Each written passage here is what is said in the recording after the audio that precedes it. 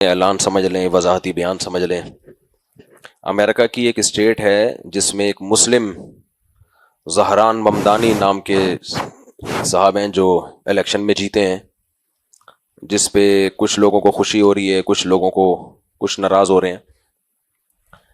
میری طرف سے جو میرا ٹویٹر کا جو میرا ذاتی اکاؤنٹ ہے، اس میں زہران ممدانی کی جیت پر مبارکباد کی ایک ٹویٹ چلی ہے۔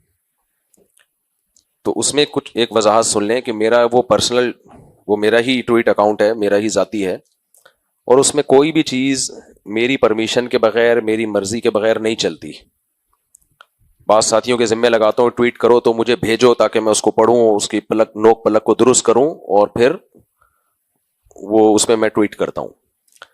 اب ہوا یہ ہے کہ ہمارے ایڈمن میرے بیچارے بڑے کافی مخلص آدمی ہیں، میرے ساتھ مخلص دوستوں میں سے ہیں، پورا چینل انہوں نے سنبھالا ہے، اللہ ان کی عمر میں برکت دے، امریکہ میں ہوتے ہیں۔ انہوں نے کہیں مجھ سے رابطے کی کوشش کی ہوگی، رابطہ نہیں ہوا، تو انہوں نے اعتماد کی بیس پہ ٹویٹ چلا دی زہران ممدانی کی مبارکبادی کی کہ بھئی مفتی صاحب جب اٹھیں گے، ایک تو ٹائم کا بڑا فرق ہے نا، وہاں یہاں دن ہو رہا ہوتا ہے تو وہاں امریکہ میں رات ہو رہی ہوتی ہے، تو وہ چلا دی۔ میری عادت یہ ہے کہ جب تک مجھے کسی کے بارے میں پوری صحیح طرح سے نالج نہ ہو، میں نہیں کسی کی تعریف کرتا نہ برائی کرتا ہوں۔ تو جب انہوں نے چلا دی تو پھر میں نے کہا بھائی میں ان کو نہیں ذاتی طور پہ جانتا، جب تک کوئی شخص کو تجربہ کر کے دیکھ نہ لیا جائے کیسا ہے، اچھا ہے برا ہے، تو میں کیسے ٹویٹ کر سکتا ہوں۔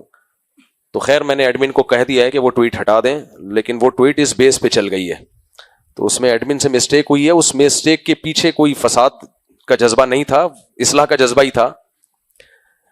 لیکن بہرحال یہ میں نے ان سے کہہ دیا ہے کہ میں جب تک پرسنلی کسی کو نہیں جانوں گا تو میں اس کے بارے میں ٹویٹ نہیں کروں گا، تو اس لیے وہ ٹویٹ ہٹا دی جائے گی، اور اس کو میری طرف اسکرین شاٹ لوگوں نے کھینچ کے رکھ لیے ہیں، تو اس کو میری طرف منسوب نہ کیا جائے۔ ہوتا نہیں ہے میرے ٹویٹر اکاؤنٹ پہ ایسا، لیکن ہو گیا ہے، ہو جاتا ہے، انسان ہے، سب کچھ ہو جاتا ہے مارکیٹ میں۔ جب مارکیٹ میں دنیا کی آئیں گے تو مارکیٹ میں سب کچھ ہوتا ہے۔